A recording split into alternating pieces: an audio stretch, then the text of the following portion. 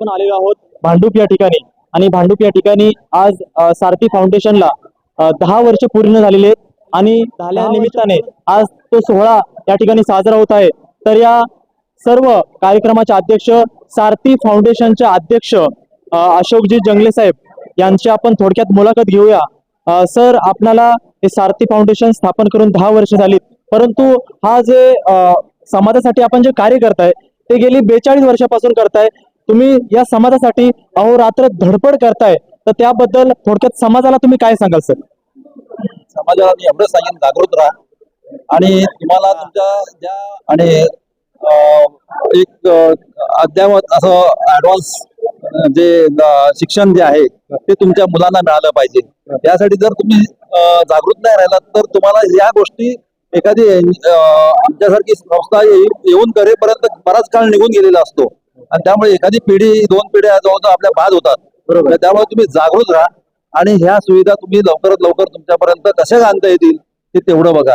जर शक्य असेल आणि आम्ही म्हणजे एखादी आमच्यासारखी दुसरी कुठचीही संस्था असेल तर त्यांना जरी पकडून ह्या सुविधा तुमच्याकडे थोड्या काही प्रमाणामध्ये तरी त्या करून घ्यायला पाहिजे, हेच मी त्यांना सांगितलं। बरोबर आहे, सरांचं म्हणणं आहे।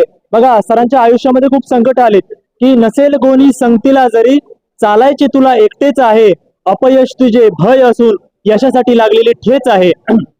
म्हणजे सरांच्या आयुष्यामध्ये अनेक अडचणी आल्या, त्या अडचणींना मात केली, परंतु त्या अडचणींना मात करून या गोर गरिबातील मुलांना, या गोर गरिबातील दीनदलितातील मुलांना कसं शिक्षण मिळेल, कसं त्यांना चांगले शिक्षण घेऊन पुढे नोकरी मिळेल आणि मग दीनदलितातील तो समाज कसा वरती येईल, हाच सरांचा हेतू होता। तर सर, थोडक्यात या संपूर्ण समाजाला, तुम्ही कोणत्या जातीपंथासाठी काम करत नाहीयेत, पण संपूर्ण समाजाला थोडक्यात तुम्ही संदेश काय द्याल? की तुम्ही शिक्षणाची कास धरा, मुलांना शिक्षणापासून वंचित ठेवू नका आणि ज्या मूलभूत सुविधा आहेत, रस्ता वगैरे, रस्ता पाणी वगैरे, पण त्यातला रस्ता हा अतिशय महत्वाचा आहे। त्या रस्त्याशिवाय तुमच्याकडे येणाऱ्या ज्या सोयी सवलती आहेत किंवा आर्थिक तुमची परिस्थिती जी आहे ती सुधारणार नाही।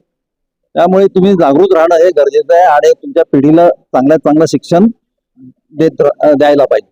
सरांनी सांगितलं आपल्याला की तुमची जी येणारी पिढी आहे तिला चांगल्या प्रकारे शिक्षण दिले पाहिजे, तरच आपला कुठेतरी विकास होईल। तर आजच्या कार्यक्रमासाठी खूप जणांनी आपला प्रतिसाद लाभला आणि खूप मोठी या ठिकाणी गर्दी झाली होती।